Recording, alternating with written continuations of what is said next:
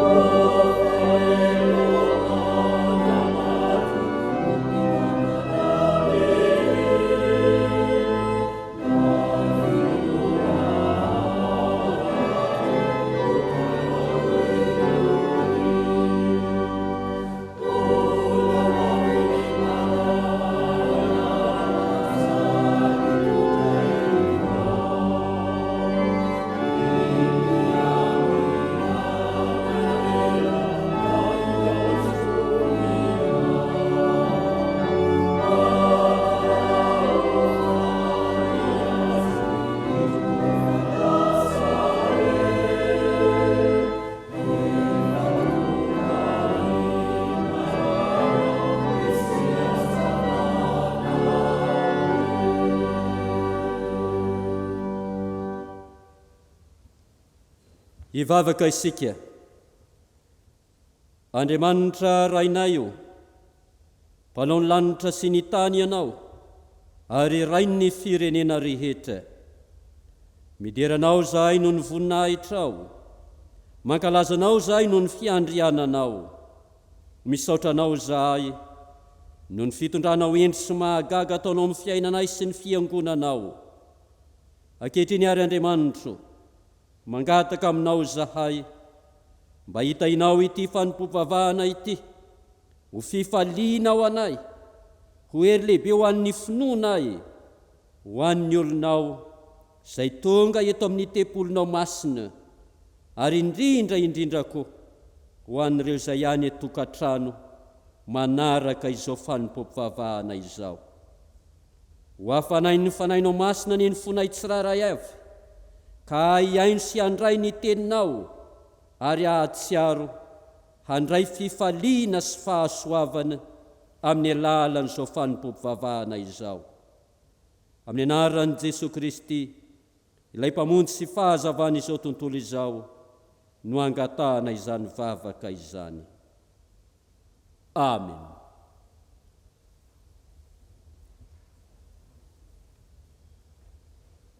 Aorian'ny sitrapon'Andriamanitra sy ny vavaka fifonana, ny era 235 ka ny andininy 9. Ienoy amin'ny fanajana riavana ary raiso ampitiavana izao teny manambara ny sitrapon'Andriamanitra izao. Fa hoy ny soratra masina, aza mandehandeha manaratsy eo amin'ny firenenao, aza mitsangana andatsaka ny rano namanao, aza mankahala ny rahalanao amin'ny fonao, mananara dia mananara ny namanao, mba tsy azahoanao eloka noho ny aminy. Aza mamaly ratsy namanao lolopo amin'izay mpiray firenena aminao, fa tiava ny namanao tahaka ny tenanao. Amen. Sambatra ny mahitsy lalana izay mandeha araka lalàn'i Jehovah, sambatra izay mitandrina ny teny vavolobelony ka mitady azy amin'ny forehetra.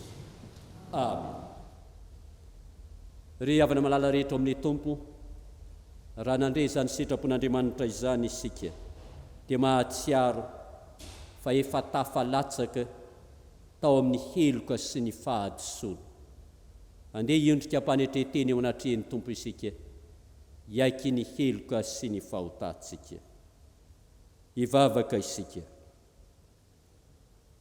Andriamanitra raibe fitiavana sy famindram-po, raha nandretiko ny sitraponao masina izahay, dia mahatsiaro fa diso sy meloka eto anatrehanao.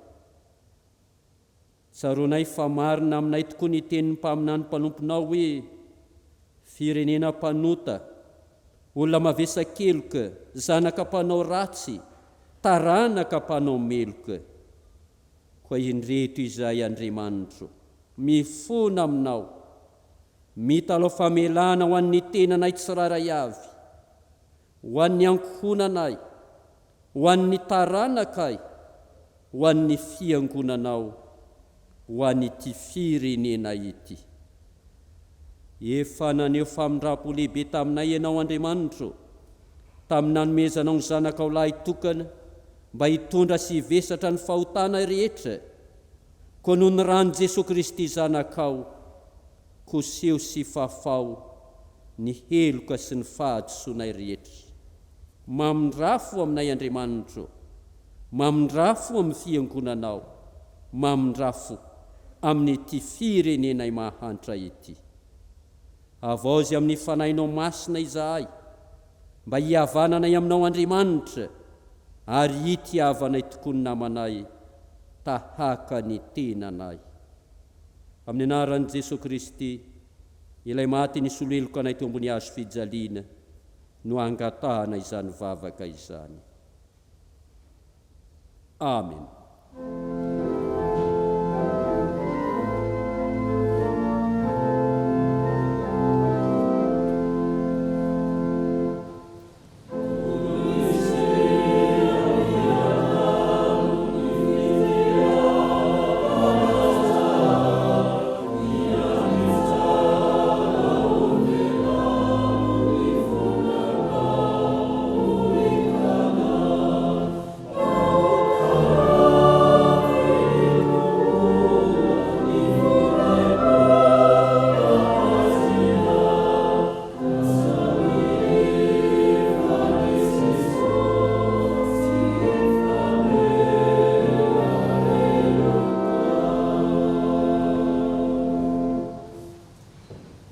ry havana malala rehetra ao amin'ny tompo tia atsika Andriamanitra, tsy mamaly atsika araka ny habetsaky ny fahotantsika izy, fa mamindra fo ary mamela ny elontsika. Aoka ary ara-mitsangana isika handray ny famelan-keloka atolotr'Andriamanitra amintsika.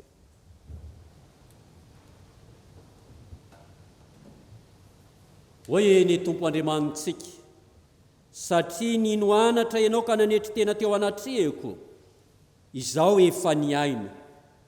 Aza matahotra ianao, fa efa nanavotra anao aho, efa niantso ny anaranao aho, ianao. Izao dia izao no mamono fahadosoanao, ary tsy ho tsarovako ny fahotanao. Koa voavela ny elokareo no ny anarany masina miderany tompontsika. Amen. Sambatra ny olona izay voavela ny elony sy voasarona ny fahotana. Sambatra ny olona izay tsy isainy Jehovah heloka ary tsy misokaka ny fanfana. Amen.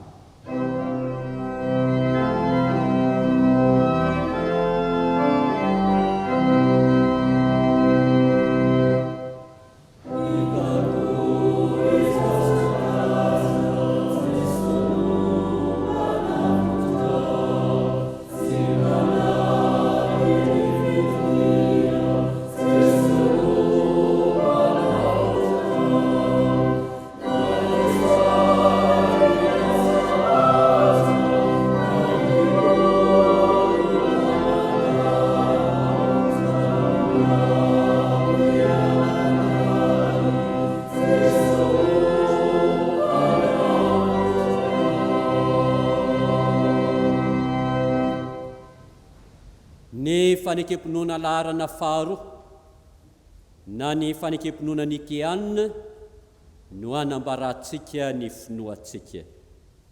Isika voavela eloka riavana, samy joro vavolombelona manambara tokony finoantsika, ndia ary arahantsika manonona izany fanekemponoana izany.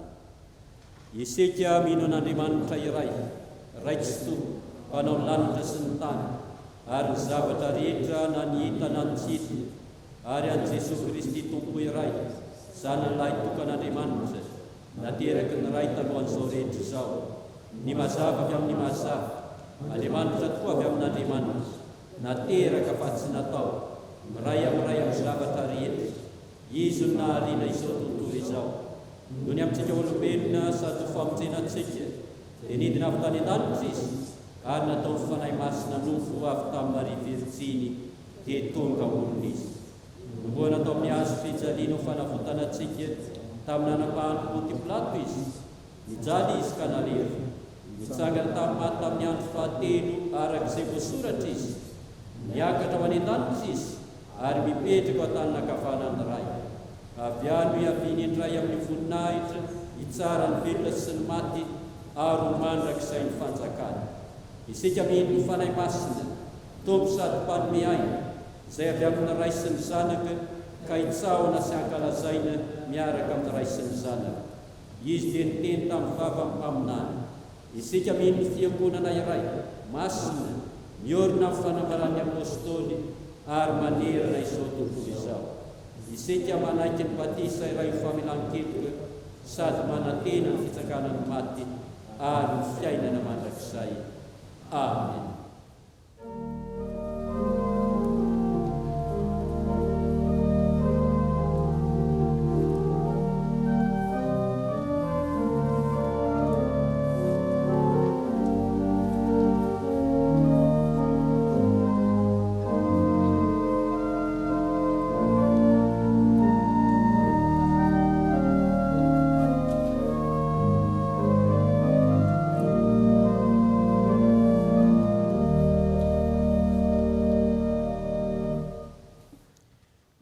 Ampitomboana amintsika mandrakarivany ny fahasoavana sy ny fiadanana avy amin'Andriamanitra sy Jesosy Kristy tompontsika. Tonga eto amin'ny fotoanan'ny 10 minitra ny sekoly alahady atolotra ho an'ny ankizy sy ny tanositsika, ka miantso ny ankizy sy ny tanora rehetra hiara hitsangana hivavaka. Andriamanitra, misaotra anao zahay manome anay izao fotoana manokana izao andraisanay ny teninao ko sokafo ny fonay andraisanay izany ary horeketinay tokoa eo amin'ny fiainanay izay rehetra ho lazaina dia mitenena tompo fa miaino ny mpanomponao amen. Raisintsika ny tenin'Andriamanitra ao amin'ny Marka 7:15. Marka 7:15. Amin'ny anaran'ny Tompo. Tsara ny sira fa raha tonga matsatso izy, inona no entinareo mampody ny tsirony? Aoka hisy sira ao anatinareo ka mihavana tsara ianareo. Averintsika indray mandeha miaraka. Tsara ny sira fa raha tonga matsatso izy, inona no entinareo mampody ny tsirony? Aoka hisy sira ao anatinareo ka mihavana tsara ianareo. Entintsika nazavana izany soratra masina izany dia misy tantara kely. Avy nitsangatsangana niala sasatra tany amoron-dranomasina ny fianakaviana iray. Ny ray aman-dreny rehefa tafaverina dia lasa niasa. Ny ankizy kosa nandeha namangy ny renibeny sady mitantara ny fakandrivotra raha teo. Faly ery ny bebe rehefa mamangy azy ny zafikeliny ka dia nanao laoka tsaratsara tsy toy ny fanaony isan'andro dia nanisy sira toy ny mahazatra. Gaka nefa izy fa tsy mety masira ilay laoka nandrahoany. Nieritreritra izy hoe sody salama ary zahazany dia nantsony ny zafikeliny nataony hoe mbandramikely hoe retsy fa toa mbola matsatso ihany ny laoka nefa efa nasiako sira. Tena matsatso tokoa ry bebe ilay laoka fa taiza nefa bebe ny naka sira? Teto amin'ity boaty ity. Tsy sira io ry bebe fa vato kely mba nafinaritra avy any amoron-dranomasina. Vato matsatso ve ry bebe dia ampisy tsiron'ny laokantsika?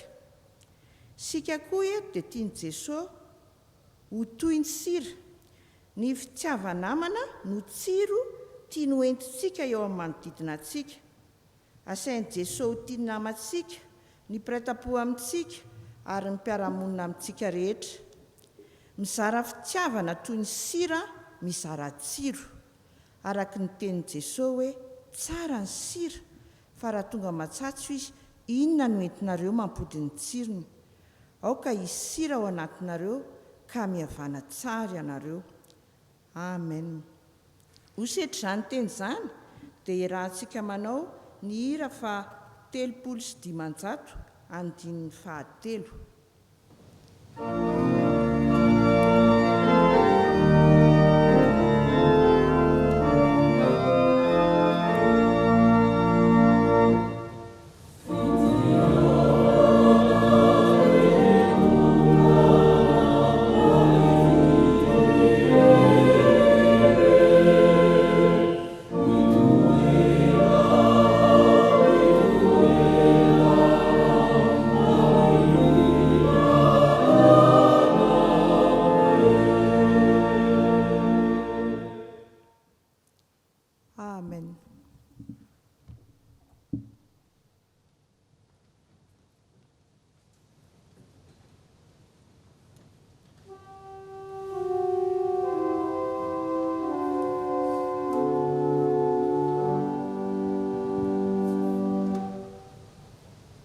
Mirabantsika rehetra amin'ny anaran'ny Tompo ry havana ary dia manolotra ny mpifaliana ny raharahan'ny fiangonana eto am-pelatanantsika.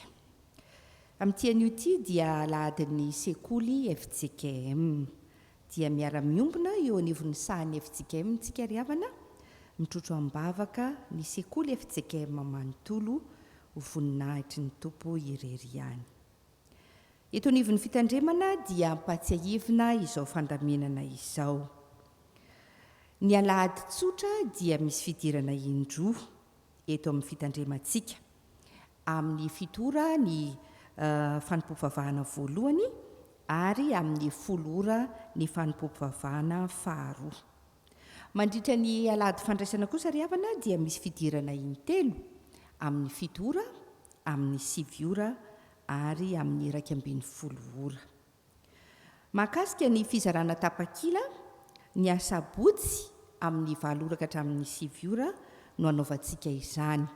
Ny olona iray dia afaka maka tapakila 4. Misy ny fandraisana anjara eo ampakantsika nyreny tapakila ireny.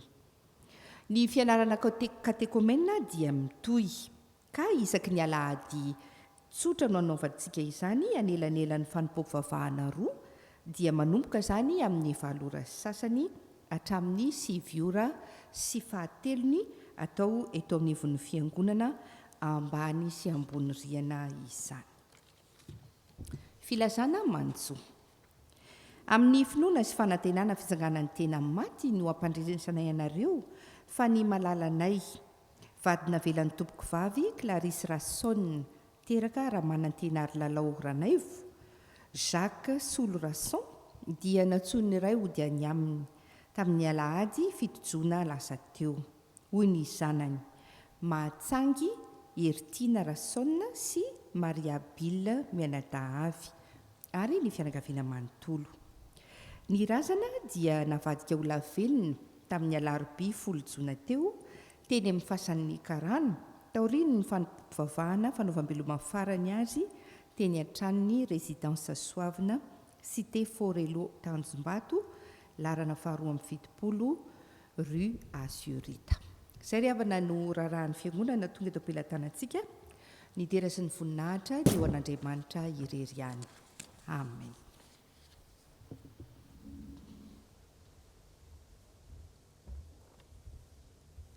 Dia manantitra ny fiarabana ho antsika mpianakavin'ny finoana rehetra ry havana, mivavaka ho antsika sy mampahery antsika indrindra, na ho antsika izay eto amin'ny tempolo masin'Andriamanitra, ary indrindra ihany koa ho anareo any amin'ny isa-tokantrano isam-baravarana izay manaraka tsy tapaka izao fanompoam-pivavahana izao. Amafisina izany ry havana ny fandaminana any an-tanana antsika rehetra ny amin'ny fanompoam-pivavahana eto anivon'ny fiangonana arak'izay fandaminana napetraka dia rehefa fandraisana misy ny fidirana intelo amin'ny 7, amin'ny 7 ora, amin'ny 12 ora, ary amin'ny andavanandro alahady tsotra kosa fidirana indroa amin'ny 7 sy amin'ny 10 ora. Ho anareo izay manaraka manokana ny fanompoam-pivavahana any amin'ny tokantrano amin'ny alalan'ny FB sy ny YouTube dia tahaka izao izany ny fandaminana rehefa alahady tsotra dia amin'ny 10 ora no anarahantsika ny fanompoam-pivavahana dia miara-miompo amam-panahy amin'ny mpianakavy finoana aty am-piangonana ianareo amin'ny fidirana 2. Rehefa alahady tsotra dia amin'ny 10 ny fanarahana ny fanompoam-pivavahana amin'ny FB sy ny YouTube, ary rehefa alahady fandraisana kosa dia amin'ny 7 ora no anarahantsika izany. Farany ry havako dia manentana manokana antsika katekomena rehetra ho tonga hanohy ny fianarantsika. Amin'ny alahady dia tahaka ny androany zany dia amin'ny 7 ora sasany ka hatramin'ny 7 ora sasany ny fianarantsika. Mbola vitsivitsy ihany tsika ny tonga mianatra katekomena nefa maro ny ao anaty listra ka dia manentana antsika katekomena ho tonga amin'izany fianarana izany. Dia izay ary no raharan'Andriamanitra ry havana ho voninahitr'Andriamanitra izay rehetra voalaza. Dia ary iroso amin'ny tenin'Andriamanitra isika. Ataontsika izao ny hira fanampy ny 9 ka ny 9 ny voalohany, hitsangana ireo mpanompon'Andriamanitra hitary-bavaka sy hamaky ny soratra masina. Yeah.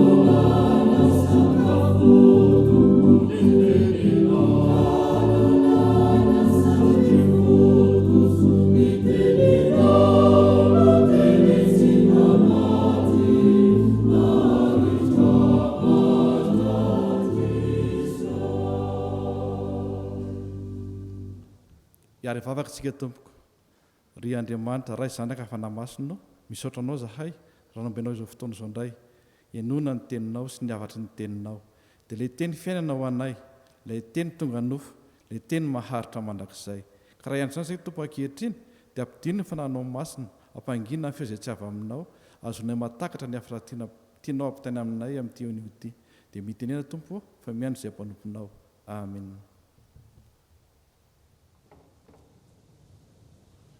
Iaraka maki ny tenin'ny soratra masina isika atombokontsika amin'ny testamenta taloha Levitikosy 7:20 andininy 20 ka hatramin'ny 20 amin'ny anaran'ny Tompo. Aza mandehandeha manaratsy eo amin'ny firenenao, aza mitsangana andatsaka ny rahan'ny namanao, izao ny Jehova. Aza mankahalangalanao amin'ny fonao, mananara dia mananara ny namanao, mba tsy ho azonao ny eloka noho ny aminy.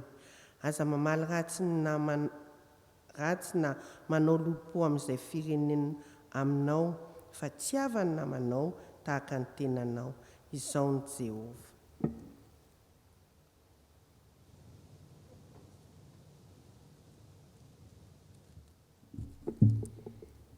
Toizantsika ny vakiteny ao amin'ny Marka 7 andininy 7:30 ka hatramin'ny 15 amin'ny anaran'ny Tompo.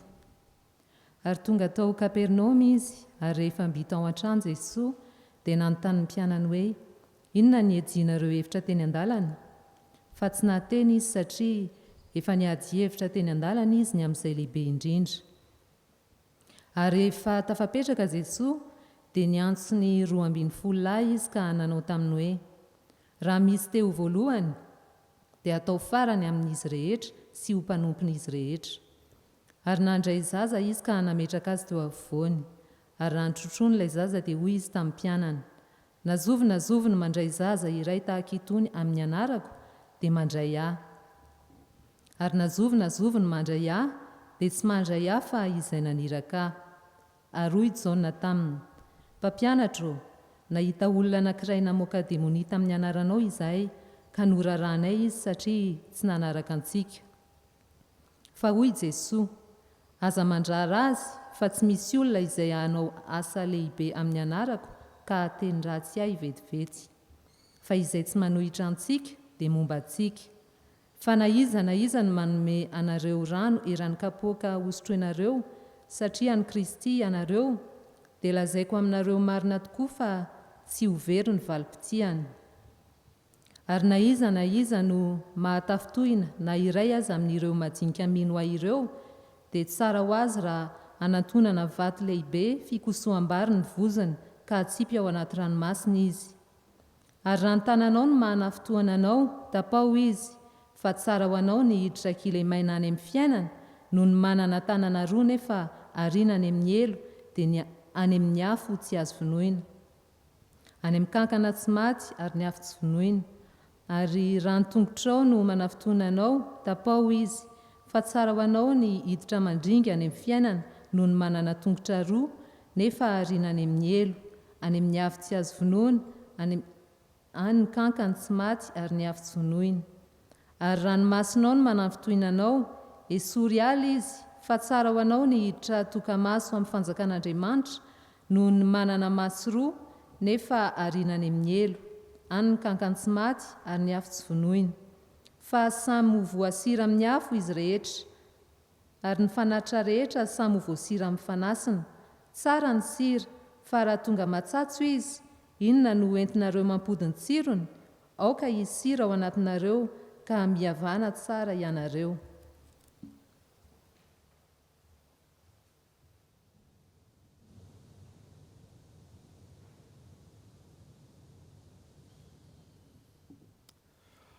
Faranantsika ny vakiteny amin'ny alalan'ny famakinany epistily ho an'ny Filipianina.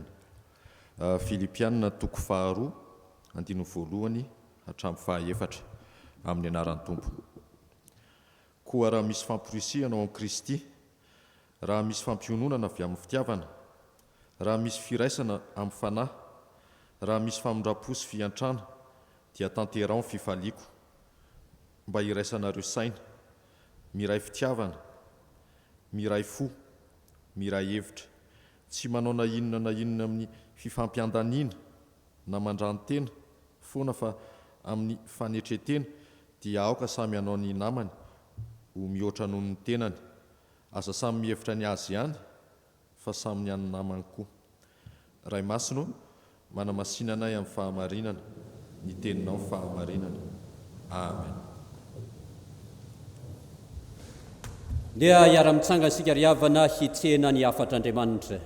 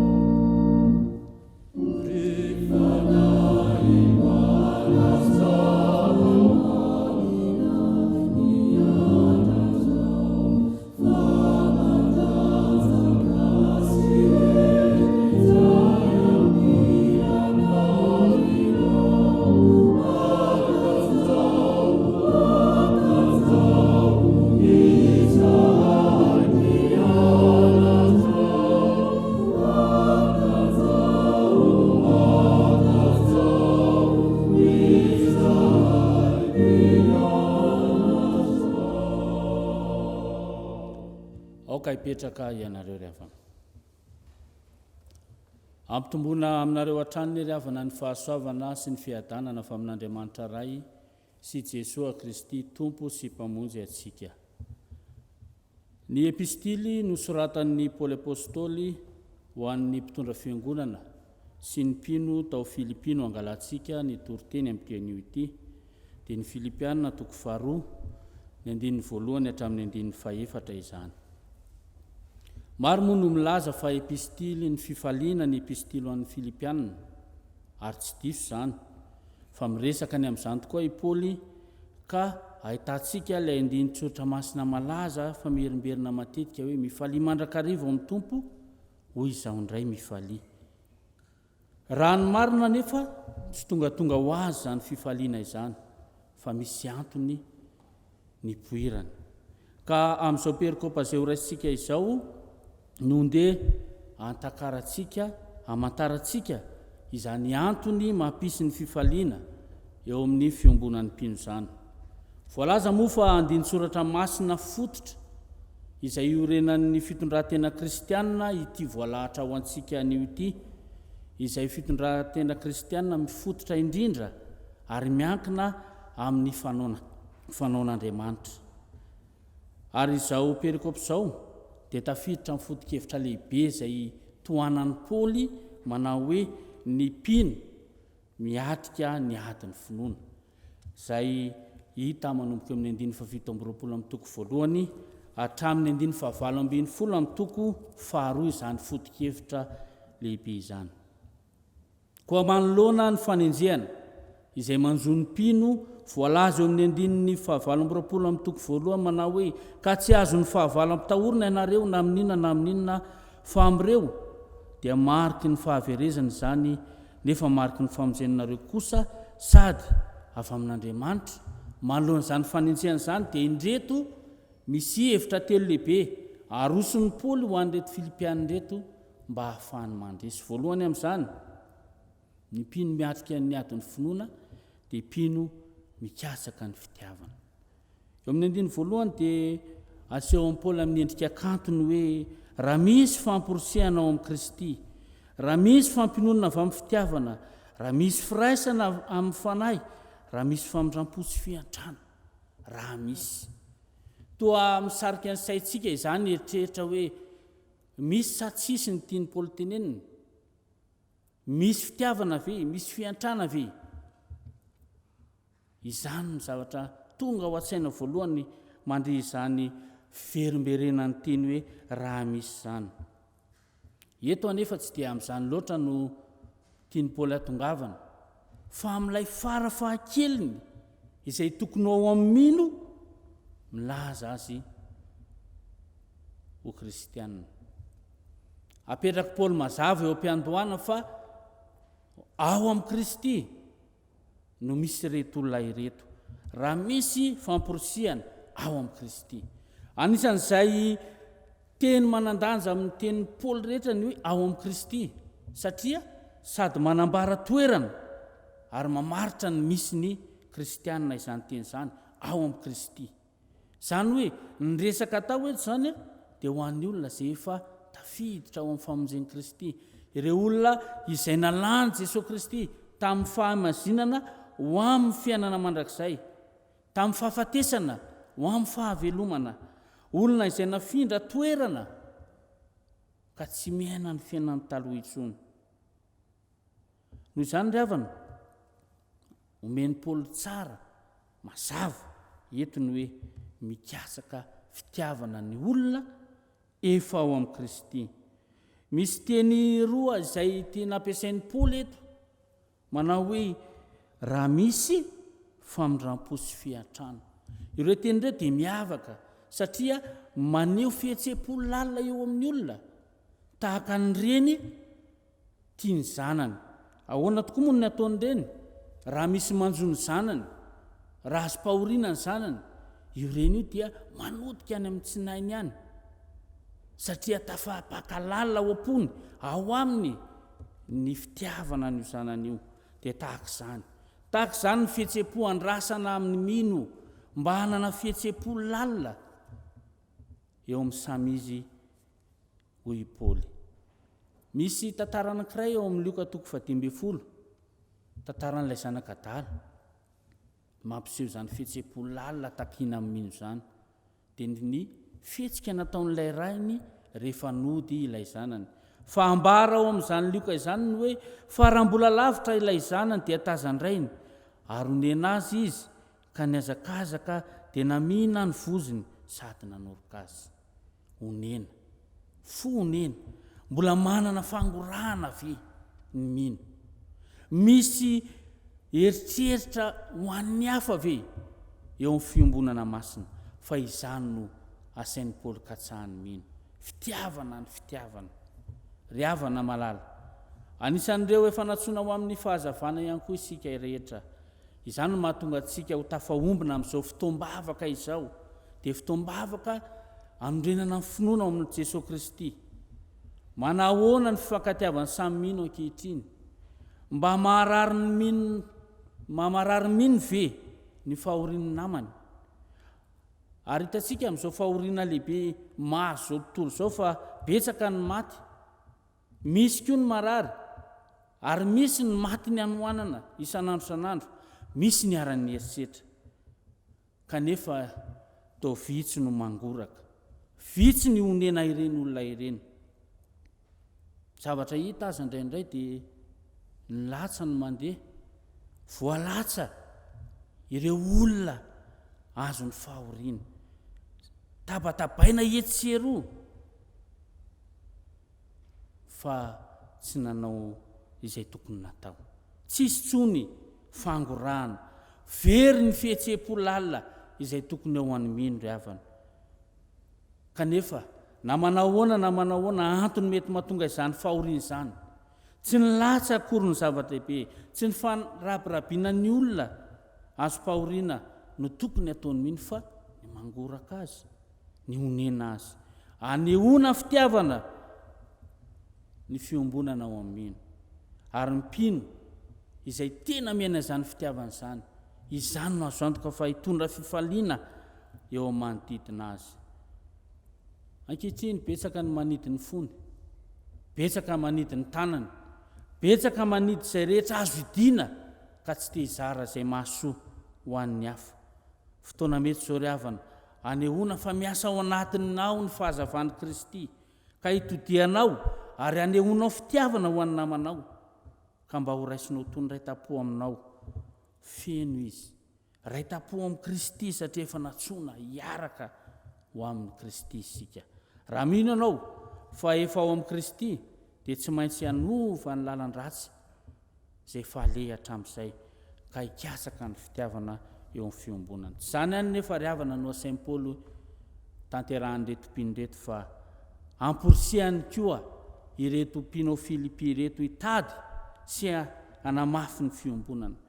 Raha miteny izy eo amin'ny 2 dia hoe tanterao ny fifaliako mba iraisanareo saina, miray fitiavana, miray fo, miray hevitra, tsy manao na inona na inona amin'ny fifampiandaniana na mandran-tena foana, dia midika izany fa ilay fiombonana ny zava-dehibe. Ny fiombonana eto dia fiombona-tsaina, fiaraham-tepo, ary indrindraindrindra fananana hevitra tokana amin'ny asa tanterahana ao amin'ny fiombonana masina. Izany dia misarika ny sainy mino tsy hanome toerana ho an'ny fivakisana na fizarazarana eo amin'ny fiombonana misy azy, fa na dia samy hafa fiaviana, samy hafa fahalalana azy ireo mpino tao Filipi ireo, dia tsy maintsy nikatsaka izany fiombonana izany satria mafy loatra ny fanenjehana. Misy ny fahavalo mitady hanimba izany fiombonana izany. Ary voalaza eto amin'ity epistily ity any amin'ny 4:2 fa misy olona anankiroa izay mitondra fisarahana eo anivon'izany fiombonana izany dia Eodia sy Syntyche, izay anarin'ny Paoly mafy mba iraisaina ary iombona, ary tsy izara izany fifavalona izany eo amin'ny mpino namany.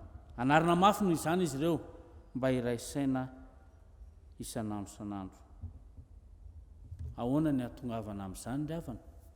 Ny valiny dia ny 2:5 hatramin'ny 1:12 izay hiran'ny Kristy ho ny mpandinika, izay atarafana ny fiombonana lalina ao aminy. Fa rehefa tonga vongana iray ny mpino eo amin'ny toerana izay misy azy dia foana tanteraka ny fifampiandaniana, rava ho azy ny fisaratsarana, ka mety zary ianao hitady sy hikatsaka izany fiombonana izany.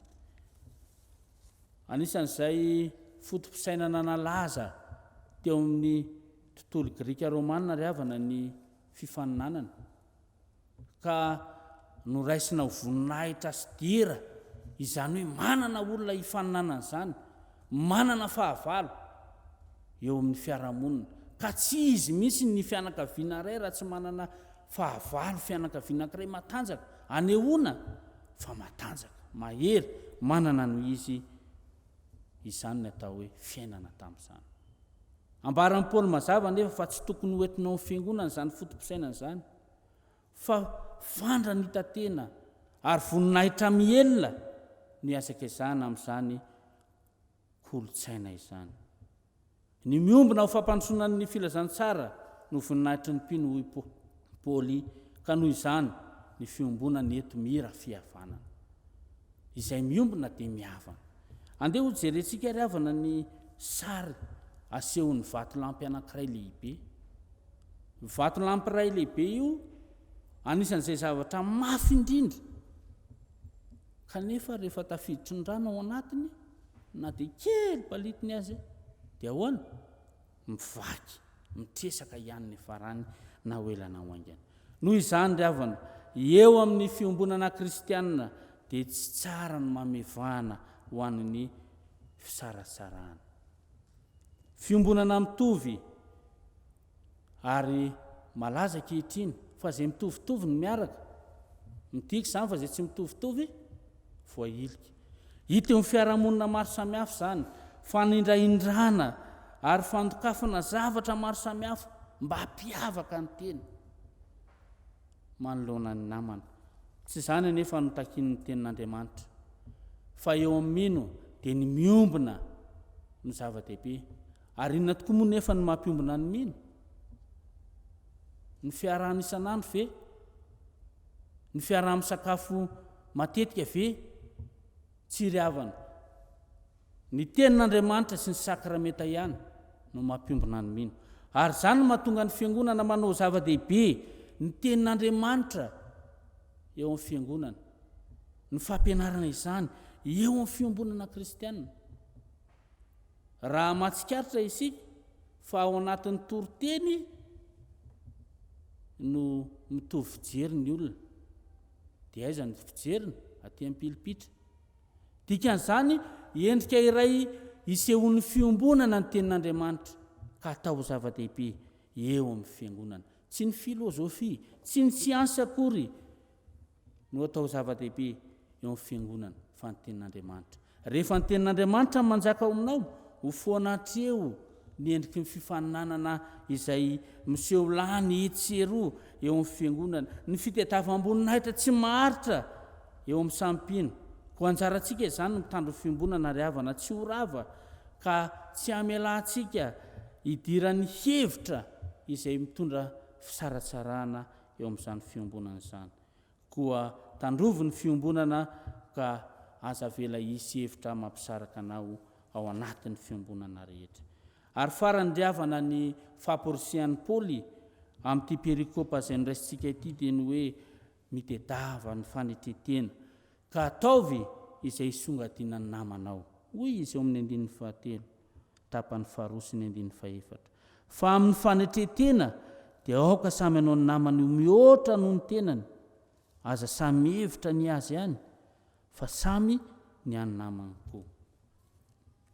Eo amin'ilay fiombonana izay anjakan'ny firaisan-kina no anomezana ny baiko lehibe ny fanetetena eto.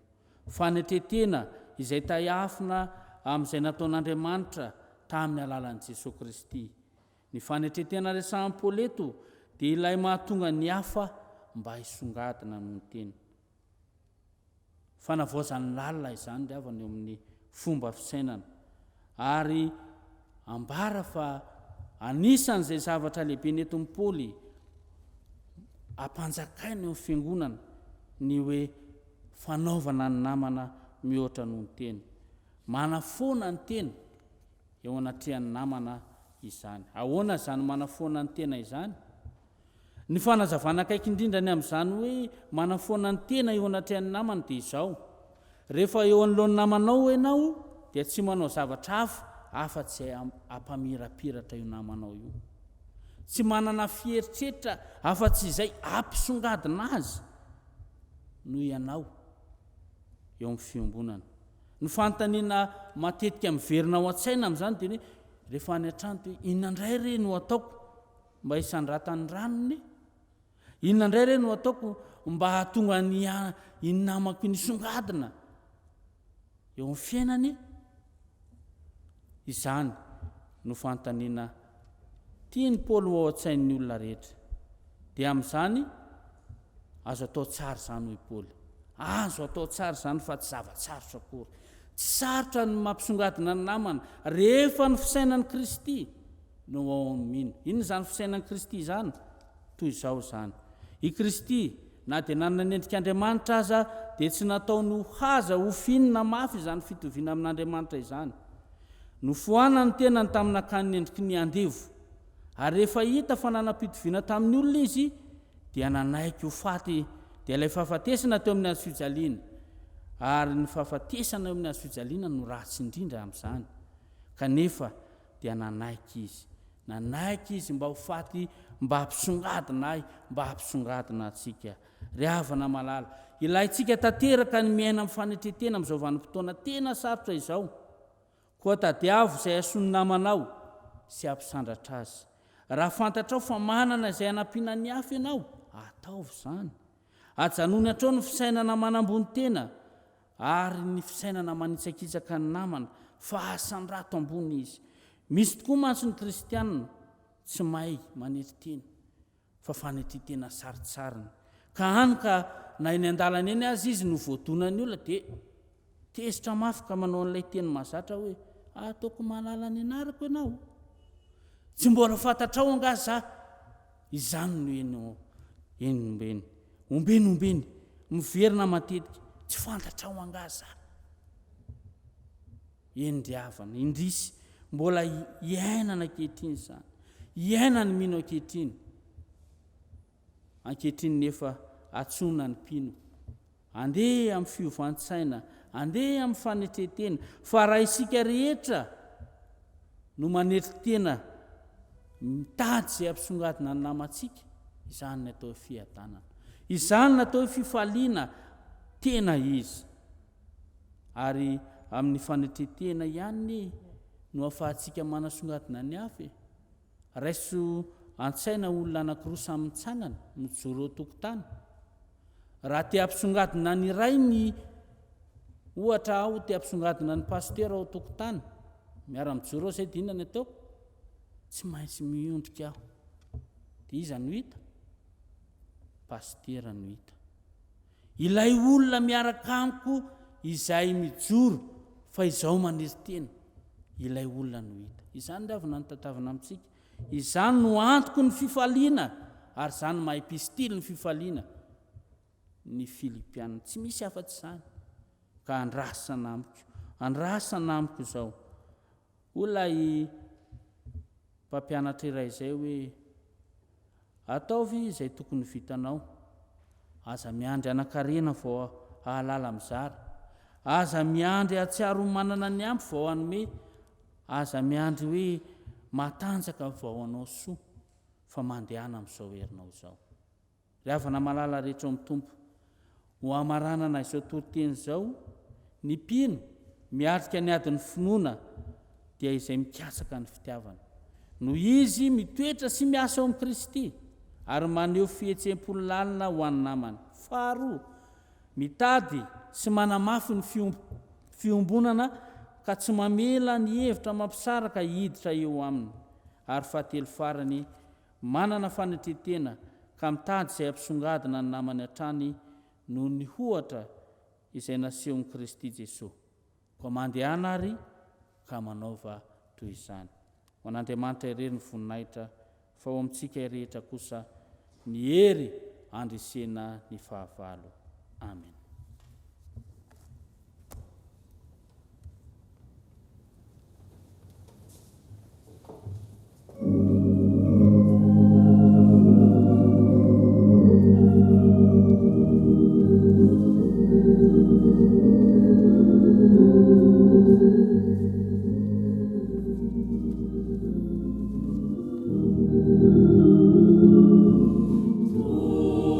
Life is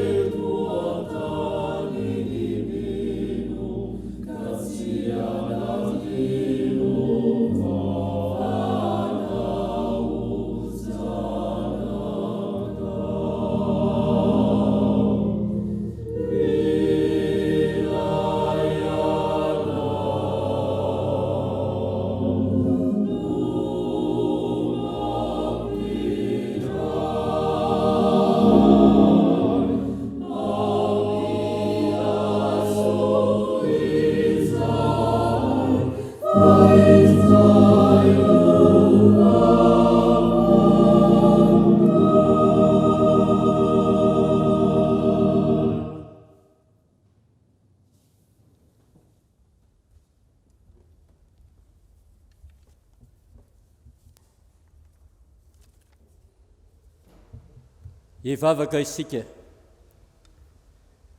Misaotranao izay Andriamanitro fa nandreny hafatrao izay nentiny ny mpanomponao. Mangataka aminao ary zahay ampitoery iorom-pahakalala ao anatin'ny tenanay, izany hafatry ny teninao izany ka atsapanay tokoa fa ao anatinay Jesosy Kristy, ary izay kosa vita fihavanana aminao Andriamanitra. Aoka hiasa ao anatinay ny fahazavan'i Kristy mba hahatonga anay mino rehetra tokoa hikatsaka ny fitiavanao, hiaina ny fitiavana, haneho fitiavana, ary dia hatafio anay Tompo ny fanahy ny fiombonana sy ny fanetretena. Raio, mangataka aminao izahay, omeo ny olonao rehetra ihany koa, na maneran-tany, na eto amin'ity nosin-drazanay ity, omeo ny olonao Andriamanitro ny fiarovana mafy amin'ny karazana aretina maro, indrindra ny fiarovana ny olonao amin'ity valana aretina Covid-19 ity. Ho an'izay efa tratrany tsy mikaretina, akekezo sy trano Andriamanitro, ianao no aoka hita ny fikarakarana sy ny fitsaboana rehetra amerina ny fahasalaman'izy ireny. Ho an'izay azo ny manjo kosa, ampionony, ampahirizo, omeo fanantenan'Andriamanitro. Mivavaka aminao zahay ho an'ity firenena ity, noho ny amin'ny teninao Andriamanitro, hampanjaka eto amin'ity firenena ity, ny herin'ny fitiavanao Jesosy Kristy teo ambony hazo fijaliana, mba hamonjy ny firenenay, hanjakan'ny fitiavana sy ny fihavanana ary ny fandriampahalemana. Apetraka eo am-pelantananao ny drafim-panarenana ny firenenay, na ara-toekarena, na sosialy, na fanabeazana, fantatra ao Andriamanitro fa latsaka katerena tokoa ny firenenay, ka mila anao zahay hamonjy ity firenena ity. Mivavaka aminao izay Andriamanitro ho an'ny fiangonan'i Jesosy Kristy eto Madagasikara, tonononay manokana ny filohan'ny FJKM sy ny ankohonany, ampaherezo izy, tolory fahendrena amin'ny adidy mavesatra izay napetranao iantsoroany. Taisy ampaherezo koa ireo tompon'andraikitra rehetra eo anivony sahan'ny FJKM, ny mpitandrina, ny kristianina manontolo, ampaherezo mba ho fanasina sy fahazavana tokoa eo anivony izao tontolo izao. Ity alahady anio ity Andriamanitro dia natokanay ahatserovana manokana ny sekoly FJKM, mivavaka izay ho an'ny sekolinao, jereo manokana ny mpampianatra, ny mpianatra rehetra, ka na dia eo aza ny fahasarotana amin'ny fanabeazana sy ny sekoly ankehitriny, mangataka aminao zahay ampaherezo ny sekolinao, ampaherezo koa ny fiangonana manontolo, ahatsiaro mambavaka ny sekoly sy hanoana azy ireny araka izay azo atao. Mivavaka aminao izahay ho an'ity fiangonanao FJKM Tranovato Faravohitra ity, ta io ny asa fitoriana ny filazan'ny tsaranao, ta io ny mpianakavy ny finoana rehetra, na ny eto atoerana, na ny any amin'ny faritany, na ny any ampitany ranomasina, enga ny Andriamanitro, samoheniky ny fahasoavanao, ampaherezinao amin'izao fotoana sarotra izao, ary tsy ho diso fitahiana avy aminao Andriamanitra. Izany ary no vavaka izay asandratray aminao Andriamanitro, sitraka indrindra raha akambana amin'ilay vavaka nampianarinao manao hoe: raina eo izay any an-danitra, ho amasinana ny eny anaranao, ho tonga ny eny fanjakanao, ataovany eny sitraponao, ety an-tany tahaka ny eny an-danitra. Meo anay ny anina sazo ho anay, ary mamelany elikay, tahaka ny zonanay izay metoka taminay, aza mitondranay amin'ny fakabana, manafahana ny rasy, anao fanjakana.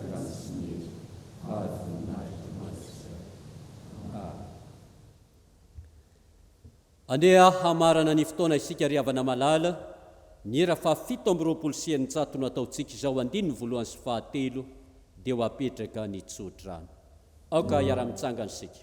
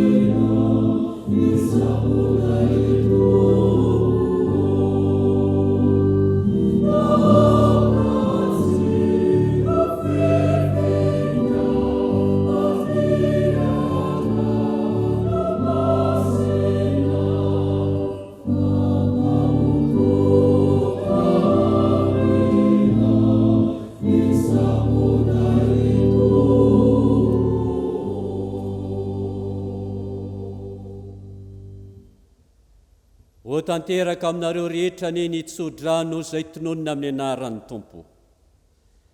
Andriamanitry ny fiadanana ny hamasina anareo samy ho tanteraka, ka aokarovana avokoa ny fanahinareo sy ny ainareo ary ny tenanareo, ho tanteraka ka tsy hanatsiny amin'ny fiavian'i Jesosy Kristy Tompontsika. Andriamanitry ny faharetana sy ny fiononana ny ampirahevitra anareo araka ny Kristy Jesosy, mba ho saina iray sy vava iray no iarahanareo mankalaza an'Andriamanitra rain'i Jesosy Kristy Tompontsika. Ho azy ny voninahitra ho aminareo ny fiadanana. Amen. Mipetraka mivavaka mangina ianareo.